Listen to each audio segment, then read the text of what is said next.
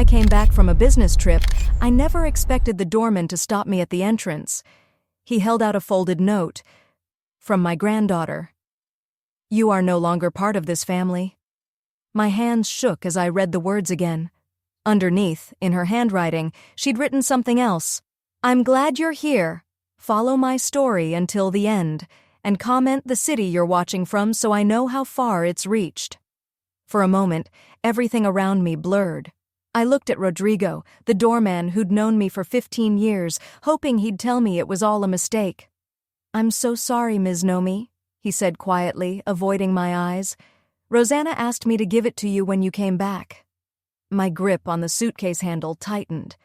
30 years in that building, raising my granddaughter since she was 7, and suddenly I was a stranger at my own door. Did she say anything else? My voice didn't even sound like mine. Rodrigo shook his head. She just left this yesterday, said you'd understand. But I didn't. Just 2 weeks ago, everything had been normal. Before I left for the Chicago Business Conference, Rosanna had helped me pack, sitting on my bed like she used to when she was little. Is she upstairs now? I asked. No, ma'am, haven't seen her today. I nodded, forcing myself to stay calm. I'd weathered plenty of storms, losing my husband young, my daughter's accident that left Rosanna without a mother, building a business while raising a grieving child, but this I never saw coming. I'll just go up, I said, reaching for my keys. Rodrigo hesitated. Ms. Nomi, the locks have been changed. The lobby suddenly felt too bright, too quiet. I could feel people staring.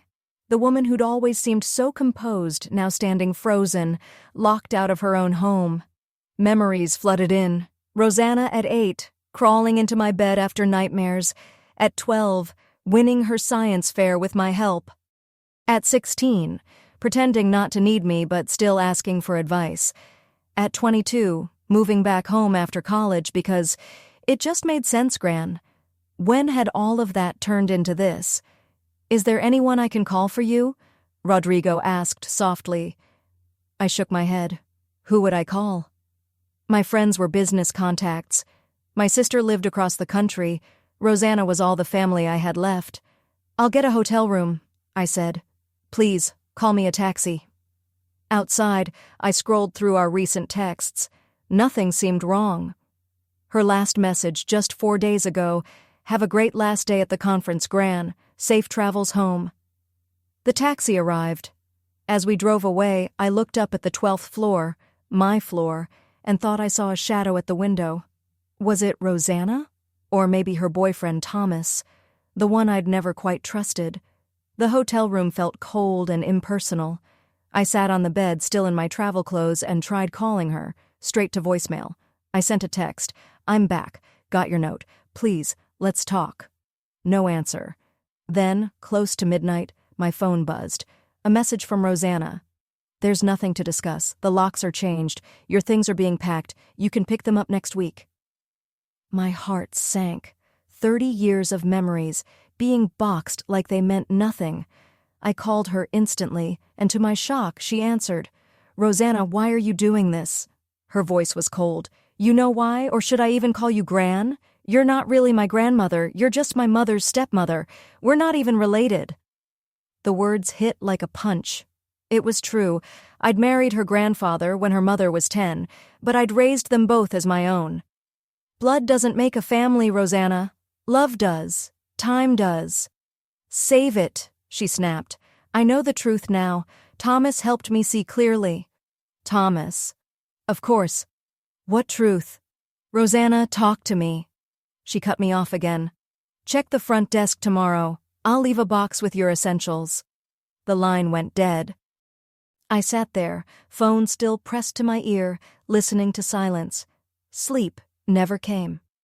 Around 3 a.m, I went down to the hotel lobby and asked the clerk for paper. I wrote everything I could remember from the past few months, searching for clues, for any sign I'd missed. By sunrise, I'd filled pages, but I still had no idea what I'd done to lose her. The only thing that hadn't changed in months was Thomas. He'd appeared in Rosanna's life just 6 months ago, charming, confident, and always asking oddly detailed questions about my business, my investments, my apartment. The next morning I went back to the building early, hoping to catch Rodrigo before anyone else arrived. His face softened when he saw me. "Ms. Nomi, I'm so sorry about yesterday." "It's not your fault," I said quietly. "But please tell me the truth. Have you noticed anything unusual lately? Anyone coming or going from my place?"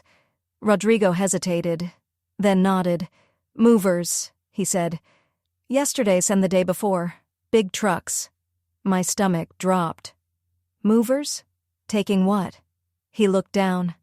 "Everything, ma'am. Furniture, paintings, boxes, everything." When he slipped me the master key, whispering that he could only give me 15 minutes before someone noticed, I moved through the apartment like a ghost. The space that had once been filled with warmth and memories now echoed with emptiness.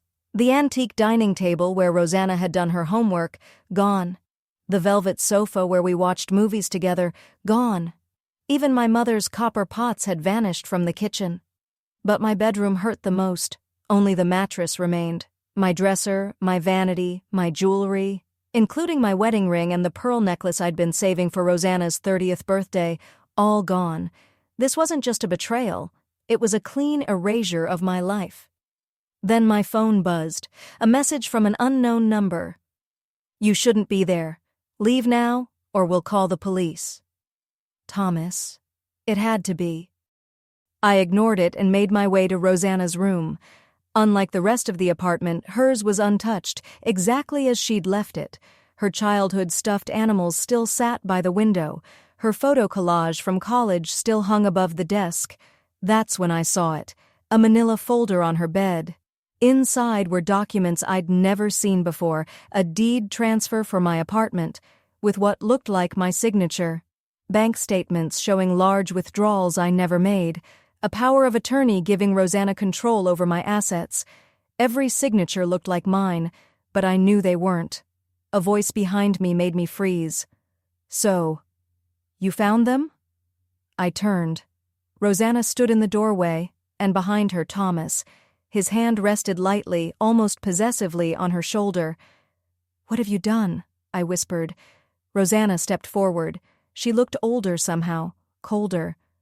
"Nothing that wasn't already mine," she said. "By forging my name? By taking everything I own?" Thomas chuckled softly. "Stealing is such a harsh word. We prefer to call it early inheritance." I stared at Rosanna, searching for a trace of the girl I'd raised. "Why? I would have given you anything you asked for. Everything I had was meant for you." For a second, I thought I saw doubt in her eyes, but Thomas's grip on her shoulder tightened, and it was gone. "We didn't want to wait," she said flatly. "You've had your life. Now it's our turn." "Your turn?" I repeated. "And what happens to me?" Thomas shrugged. "You've always been resourceful. I'm sure you'll figure it out." The casual cruelty of it took my breath away. "Rosanna," I pleaded, "think about what you're doing. This isn't who you are." "You don't know me," she snapped. "You never did. You were too busy chasing your business, trying to impress people who didn't care. Look around you, all this stuff. What was it even for?" The words cut deep. There was truth in them. Maybe I had focused too much on work after my husband died. Maybe I'd thought that providing comfort was enough to replace love. But I'd been there. Every science fair, every birthday, every late-night talk. That couldn't just disappear. "I made mistakes," I said quietly, "but nothing that justifies this." Thomas glanced at his watch. "We don't have time for this. The movers will be back soon." I straightened, feeling the old strength return. "I'm calling the police." Thomas smiled, but his eyes stayed cold. "With what evidence? Your signature's on every document. The apartment, the furniture, all legally hers now. You can't prove a thing." "It's your word against ours," Thomas said smoothly. Rosanna crossed her arms beside him. "And who do you think they'll believe, Gran? A confused older woman or the granddaughter who's been taking care of her?" "Taking care of me?" The absurdity might have made me laugh if the moment hadn't felt like the floor dropping out from under me. "You need to leave," Thomas said, stepping closer. I looked at Rosanna one last time. Is this really what you want? She didn't meet my eyes. Just go, Gran. I clutched the folder of forged papers to my chest. I'll go, I said quietly, but this isn't over. As I moved past them, Thomas's hand shot out, gripping my arm. Leave the folder. No. I met his gaze, steady and unafraid. You've already taken my home, my belongings, even my granddaughter, but not this. For a second, I thought he might try to take it by force, but Rosanna laid a hand on his arm. Let her go, she said flatly. It doesn't matter now. In the elevator, I finally exhaled. My heart was racing, my hands trembling. The reality hit me all at once. I had nowhere to go. My bank accounts were probably compromised. My home, gone. My granddaughter, lost to someone's manipulation. Rodrigo was waiting in the lobby, worry written all over his face. Ms. Nomi, are you all right? No, not even close. But I nodded anyway. Where will you go? He asked gently. It was the question I'd been avoiding. I had no family left, no friends close enough to call, and no idea where to even start. Rodrigo hesitated before speaking again. My sister. She has a small apartment for rent. Nothing fancy, but it's clean, safe. I looked at him, this man who'd spent 15 years opening doors for me, exchanging polite greetings, small talk about the weather. Now he was offering me kindness when those closest to me had turned away. Thank you, I whispered. I'd appreciate that. As we stepped outside, I felt something shift inside me. The numbness began to fade, replaced by a slow, burning determination. They thought they'd taken everything. But they were wrong. I still had my mind and now an unexpected ally. They had underestimated me. Rodrigo's sister, Maria, lived in a small third-floor apartment in a modest neighborhood. The space was tiny, barely 600 square feet. A kitchenette, a narrow living room, one bedroom. The carpet was worn, the furniture mismatched, but it was clean. It was safe. It's just temporary, Maria said kindly, handing me the keys. Until you figure things out. Figure things out, as if my life hadn't just been torn apart. But I managed a small smile. Thank you. You're very kind. When she left, I sat on the edge of the narrow bed and finally let go. The tears came all at once, raw, unstoppable. I cried until there was nothing left inside me but exhaustion. For 3 days, I barely moved. I didn't eat. I didn't answer my phone.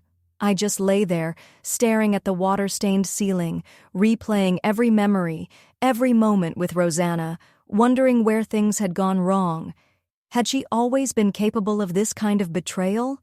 Or had Thomas changed her, shaped her into someone I no longer recognized? The Rosanna I knew had been kind, ambitious, a little impulsive, but never cruel. Never like this. On the 4th morning, a knock at the door startled me. I thought about ignoring it, but it grew louder. Ms. Nomi? It's Judith from 10B. Rodrigo told me where to find you. Judith Miller, my old neighbor from 2 floors below. We'd exchanged pleasantries for years, nothing more. I opened the door, embarrassed by the sight. I must have been disheveled hair, rumpled clothes. Her eyes widened. Oh, honey, she said softly, then swept past me with 2 grocery bags. You need to eat and shower. No offense, but you look terrible. Her bluntness was oddly comforting. No pity, just practical concern. I'm fine, I muttered. Judith snorted. I've lived 72 years, dear. You are the opposite of fine. She pressed a bottle of water into my hand. Drink this, then shower. I'm making soup. Too tired to argue, I obeyed. The hot water cleared my mind a little, and when I came out, the apartment smelled like chicken soup and fresh bread. Sit, Judith ordered, ladling soup into a chipped bowl. I did as I was told. I ate slowly at first, then faster, realizing just how hungry I'd been. We didn't talk until my bowl was empty. Judith silently refilled my bowl before she finally spoke. Rodrigo told me what happened, she said softly. At least some of it. I stared down into my soup. My granddaughter took everything from me. My home, my belongings, even my dignity. Saying it out loud made it sound unreal, like I was describing someone else's life. Judith nodded slowly. My son did something similar about 5 years ago. My head snapped up. What? Not as extreme as what you've gone through, she said, but he convinced me I shouldn't live alone anymore, said it was for my safety. I signed over my condo thinking it was just estate planning. Next thing I knew, I was moved into a place that felt more like a storage room than a home. He took control of everything. My car, my jewelry, even my freedom. I leaned forward. What did you do? Fought back, she said simply. Found a lawyer who specializes in cases like this, got my condo back. Haven't spoken to my son since. Her words hung in the air. Cases like this, I repeated quietly. Is that what this is? Judith gave me a knowing look. What would you call it, dear? I'd never thought of myself as vulnerable. Even at 67, I still saw myself as the woman who'd built a business from scratch, who'd kept things running after my husband's death, who'd raised a child and later a granddaughter on her own. I was the one people relied on, not someone others could take advantage of. I don't know what to do, I admitted. I don't even know where to start. Judith's tone turned firm. You start by not letting them win. That's what they want. For you to give up, to fade quietly into the background. Her words hit me like a spark to dry wood. Wasn't that exactly what I'd been doing? Hiding, sinking into despair. I need to check my accounts, I said suddenly, reaching for my phone. See what else they've touched. That's the spirit, Judith said, smiling faintly. And while you do that, there's something you need to see. She opened her tablet and pulled up a web page. Look what your granddaughter's been selling. My breath caught.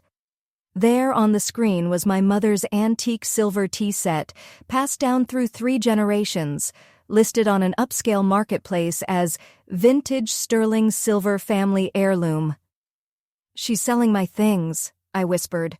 I scrolled down. More listings, my rare first edition books, the Persian rug from my living room, even my designer clothes. Not for long, Judith said grimly. I've already taken screenshots. Proof. For the first time since that awful day, I felt something different from grief. A flicker of anger, focused, burning, took its place. I need my laptop, I said, standing abruptly. And my charger, and paper. I need to make lists. Judith smiled, eyes bright. Now that sounds like the woman I remember. Someone with a plan. Not a plan, I said. Not yet, but I'm not going to disappear. Not quietly. As my phone charged, I scrolled through missed calls, most from unknown numbers. Creditors, probably, for accounts Rosanna had opened in my name. But one name stopped me cold. Margaret Chen. Margaret had been my attorney for 15 years. I pressed play on her voicemail. Nomi, I've received some concerning documents that appear to be signed by you. Please call me as soon as possible. Relief rushed through me. Someone had noticed. Someone was on my side. I'll call her tomorrow, I said, turning to Judith. First thing. Judith nodded, packing up her things. At the door, she paused. Remember, Nomi, you're not the first person this has happened to, and you're stronger than you think.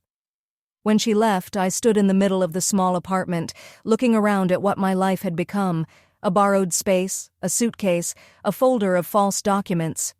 It wasn't much, but it was a start. The next morning, I sat across from Margaret in her office, sunlight reflecting off the downtown skyline. Elder fraud is one of the most underreported crimes, Margaret said carefully, scanning the documents I'd brought. People are often too embarrassed to come forward, especially when it involves family. I'm not embarrassed, I said quietly. I'm furious. Margaret nodded, spreading the forged papers across her desk. And you should be. These are sophisticated fakes, but they won't hold up to forensic review. For one, I know you'd never sign a power of attorney without me. So we can get everything back? I asked. My apartment? My assets? Her expression grew cautious. It's complicated. We can file for an injunction to stop the sales, but we'll need to involve law enforcement. These cases can take months, sometimes years. I don't have years, I said softly. I'm living in a borrowed apartment with nothing but a suitcase. I understand, she said gently. But we need to be realistic. The process takes time. And there's something else. Your relationship with Rosanna. I let out a bitter laugh. What relationship? She's made her choice. Margaret met my eyes. Still, she's your granddaughter. Are you ready for what comes next? Because if we go forward, there's no turning back. I stared out the window for a long moment. Despite everything, a part of me still held on to the Rosanna I'd raised, the little girl who'd once clung to me after nightmares, the teenager who taught me how to use social media, the young woman who made me cry with pride when she graduated college. But that version of her was gone, or maybe she'd never really been who I thought she was. I need to be practical, I said finally, turning back to Margaret. I need a place to live, money to survive on. If the legal route takes too long, what else can I do? Margaret leaned back in her chair, thinking. There might be another way, she said. You mentioned antiques, heirlooms, collectibles? I nodded. Family pieces. Some of them are worth quite a bit. And you have documentation? Insurance records, photos, appraisals? Yes, I said. All in my safe deposit box. They haven't touched that yet. Margaret gave a small, approving smile. Good. Then here's the plan. Instead of trying to reclaim everything right away, we start with what's easiest to prove.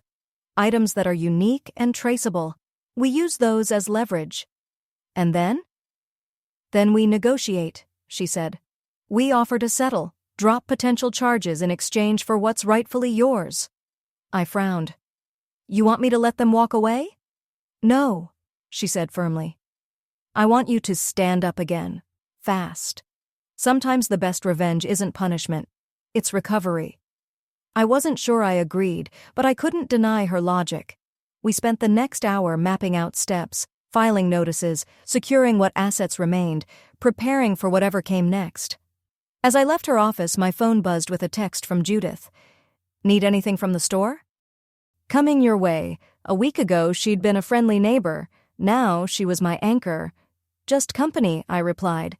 Within the hour, we were sitting at my small kitchen table, making lists. That morning, I'd checked my accounts and confirmed what I'd feared. My checking and savings were nearly empty. They hadn't reached my retirement accounts yet, but it was only a matter of time. First priority, income, I said, half to myself. I still have clients. I can rebuild if I reach out. Explain I'm dealing with complications. What kind of work do you do again? Judith asked. Management consulting. I help businesses run more efficiently. I smiled faintly. The irony isn't lost on me. Could you work from here? She asked, glancing around the cramped apartment. I think so. Most meetings are online. I'd just need a small desk set up. Judith nodded decisively.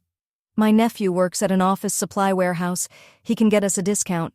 Don't worry, we'll make it work. We? I asked with a tired laugh.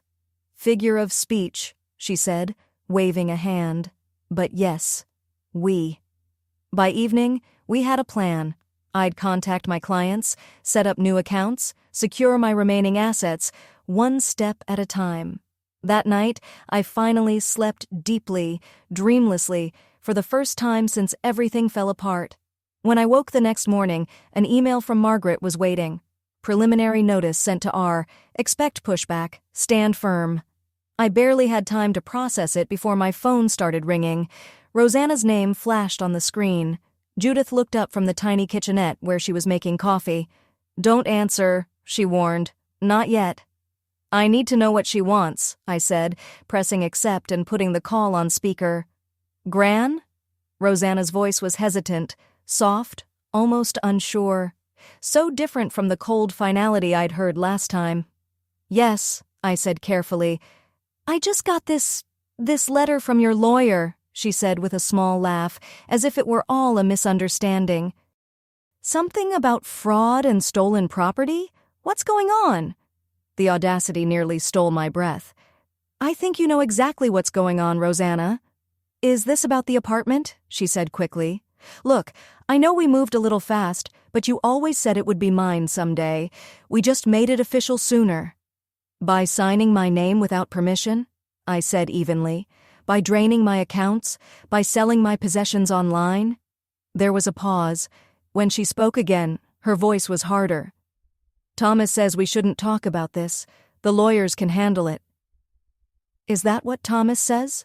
I asked quietly. And what do you say, Rosanna? Is this who you want to be? Don't try to guilt me, she snapped. For once I'm putting myself first. Is that what you think this is? I asked. Independence? You've taken what isn't yours. That isn't standing up for yourself, Rosanna. It's crossing a line you can't uncross. Silence. Then she said, more uncertainly this time, we have documentation for everything. Forged documentation, I said calmly. Do you really want to test that in court? There was another long pause. In the background I could hear a muffled male voice, Thomas, and the faint sound of an argument, then Rosanna's voice again, low and shaken. Gran, there's something you don't understand. Gran, Rosanna said back on the line, her voice suddenly calm, polished even. I think we both want to avoid unnecessary unpleasantness.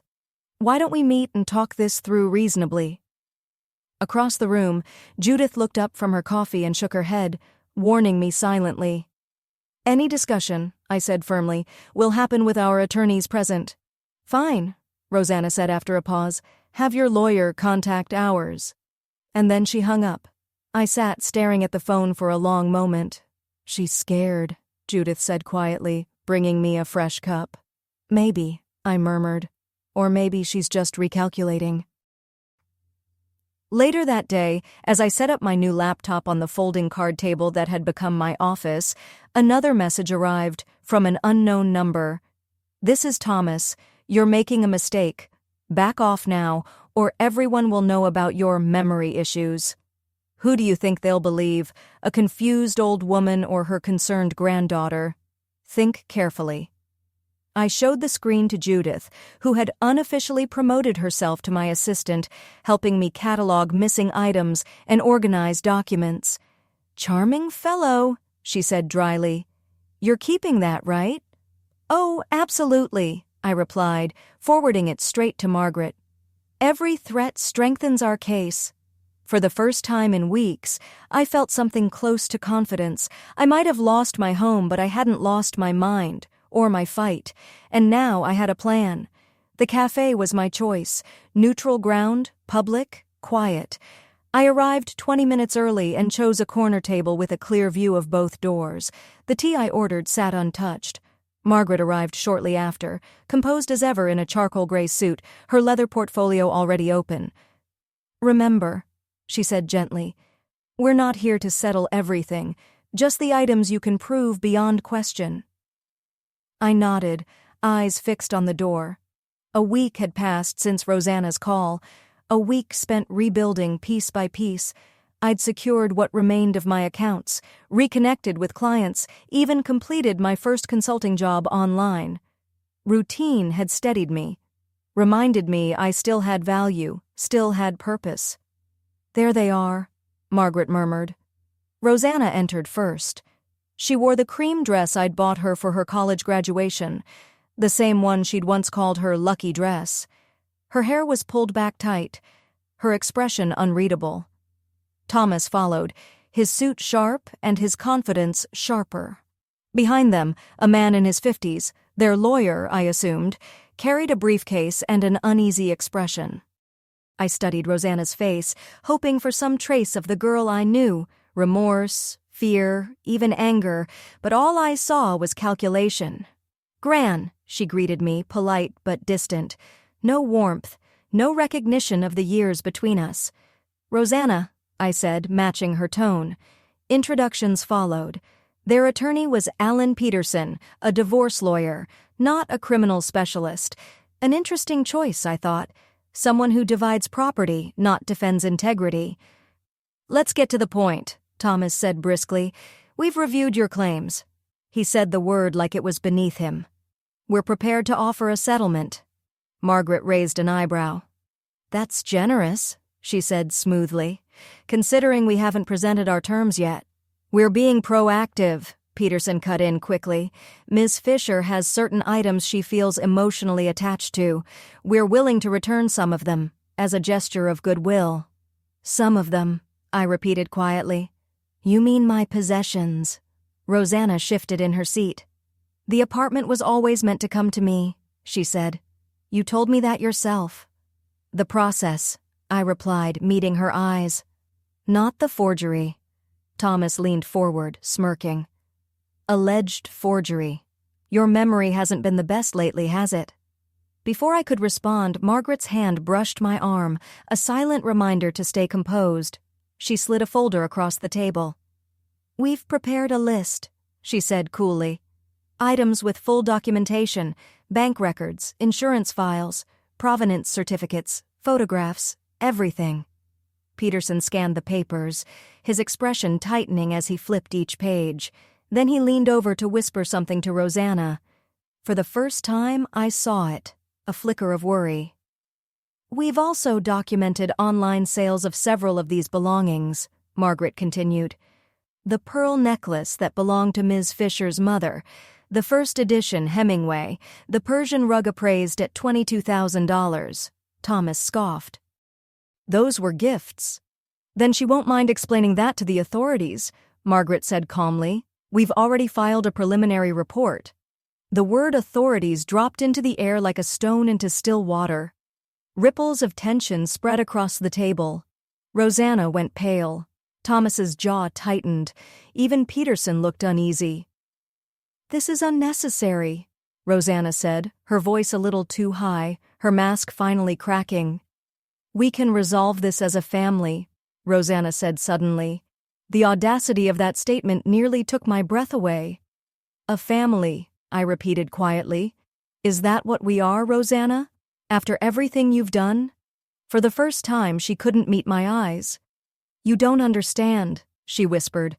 It wasn't supposed to happen this way. Then explain it to me, I said, leaning forward. Help me understand how the granddaughter I raised, the girl I loved with everything I had, could do this. Thomas broke in sharply. This is unproductive. We're here to discuss terms, not emotions. But something in Rosanna's carefully built composure had cracked. You were going to sell the apartment, she blurted out suddenly. Thomas saw the emails from the real estate agent. I blinked. What emails? On your laptop, she said quickly. About downsizing, moving to a retirement community in Arizona. Understanding dawned, slow and heavy. Rosanna, I said gently. I was researching those for Judith's mother. As a favor. I never planned to sell our home. She hesitated, doubt flickering across her face. But Thomas said what you needed to hear, I finished softly. So you could justify what you were already doing. Thomas's jaw tightened. This is ridiculous. We're done here. He pushed back his chair. Sit down, Mr. Harris, Margaret said pleasantly, her tone leaving no room for argument. Unless you'd like to explain yourself to the detective waiting for my call? She tapped her phone lightly against the table. He froze. Then slowly sat back down. Peterson cleared his throat. Perhaps we should discuss terms. First, I said, eyes locked on Rosanna's. The truth. All of it. Silence stretched, thin as glass. Then finally, Rosanna nodded. It started 6 months ago, she began, voice trembling. When Thomas and I got engaged, we wanted to buy a house, but we couldn't afford the down payment. Thomas suggested asking you for a loan, but I knew you'd want details about his finances, his business ventures. She glanced at him nervously. That never really worked out. My chest tightened. So it was money, always money. Rosanna looked down. Then Thomas found those emails about selling property and told me you were planning to leave, that everything I thought I'd inherit would disappear. He said, we should just take what was already meant to be mine. Before you changed your mind. My voice was steady when I spoke. And the forged documents? Thomas knew someone, she admitted, tears spilling over. I looked at her, my granddaughter, my heart, now a stranger across a table. So you emptied my home, I said quietly, sold my belongings, left me with nothing but a note. Rosanna sobbed softly. I'm sorry, Gran. I didn't think. I never thought. That's right, I said. You didn't think about me at all.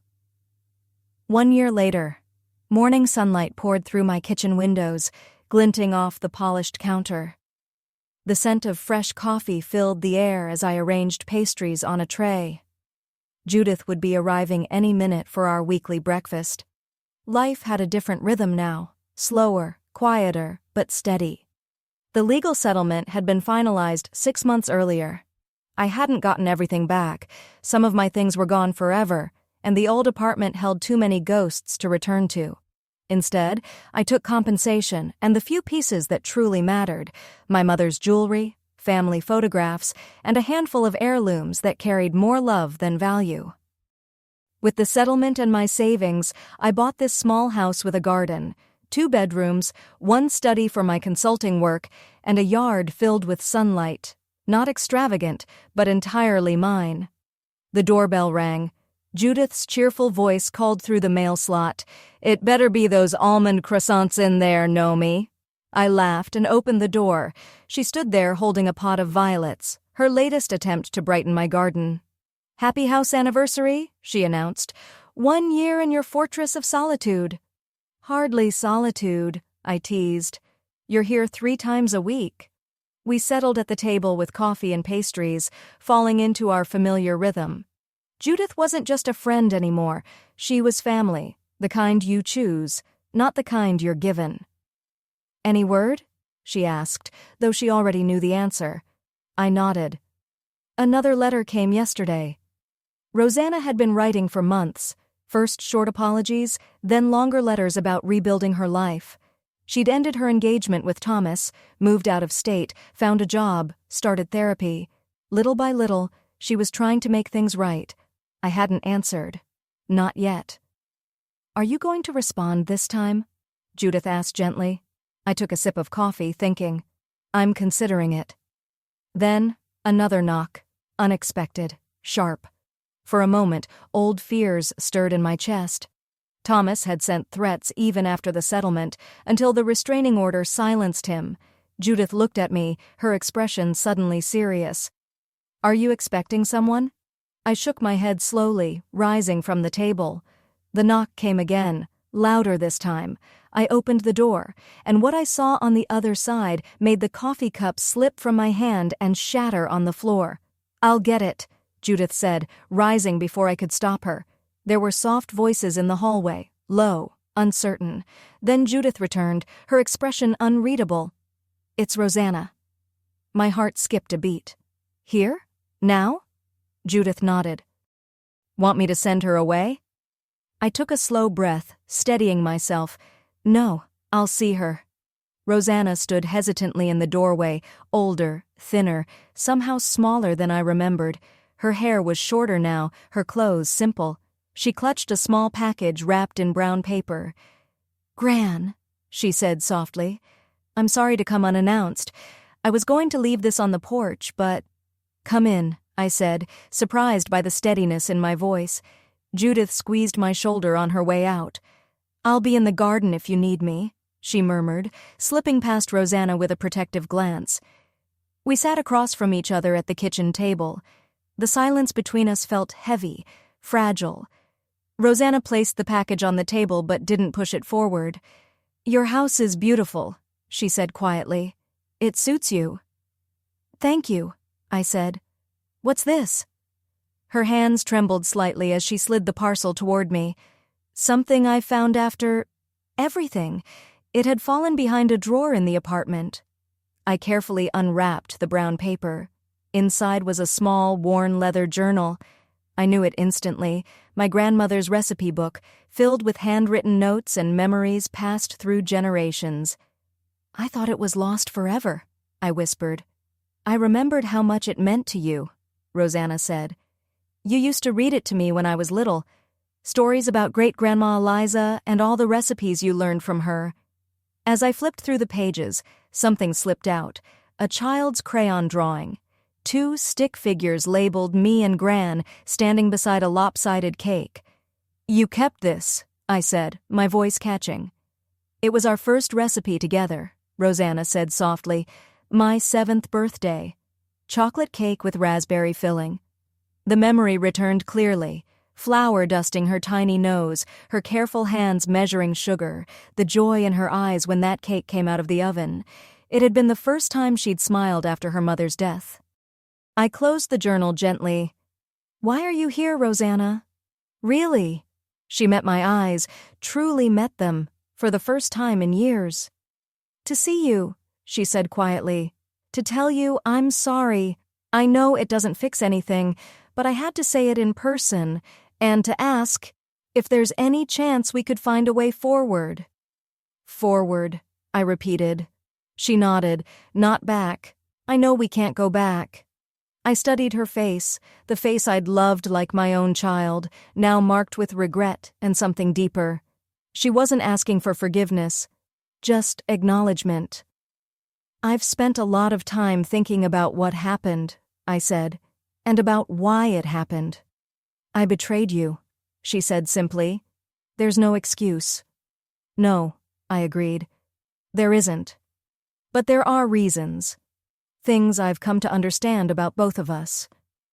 I stood, looking out the window where Judith knelt in the garden, planting her latest edition, bright purple violets. After your mother died, I said slowly, I focused on security, on making sure you never had to worry. I thought if you had stability, you'd be safe. But in doing that, maybe I taught you that possessions mattered more than presence. Rosanna shook her head, tears shining in her eyes. That wasn't you, Gran. That was me, my choice, my failure. Maybe, I said softly, but I still wonder if I could have done better, been more there, not just in what I provided, but in what I taught. She reached for the edge of the table, her voice breaking. You were always there. I just didn't see it until it was too late. I took a slow breath, returning to the table with the journal in my hands. I'm not ready to forgive completely, I said honestly. Maybe I never will, but I'm also not going to live in bitterness forever. What does that mean? She asked, hope and fear warring in her expression. It means... I managed a small smile. I'll answer your next letter, and we'll see where it goes from there. It wasn't a grand reconciliation, just a quiet step forward. A crack in a door I thought had been sealed shut forever. Rosanna nodded, understanding. She stood. Thank you for seeing me. At the door, she hesitated. Your friend Judith, she's protective of you. Yes, I said, meeting her eyes. That's what real family does. When she left, Judith came back in, wiping her hands on her gardening gloves. She glanced at the recipe journal on the table. Well? She asked. Small steps, I said. Judith smiled. Good. Small steps are sustainable. That evening, after she'd gone home, I sat in the garden watching the sunset turn the sky shades of pink and gold. My life wasn't perfect, parts of it were still healing, but it was mine. Rebuilt from the ground up. Stronger, clearer. I opened my grandmother's journal to a blank page and began to write. Not recipes this time, but reflections. On loss and rebuilding, on chosen family, on how sometimes starting over doesn't mean beginning from nothing.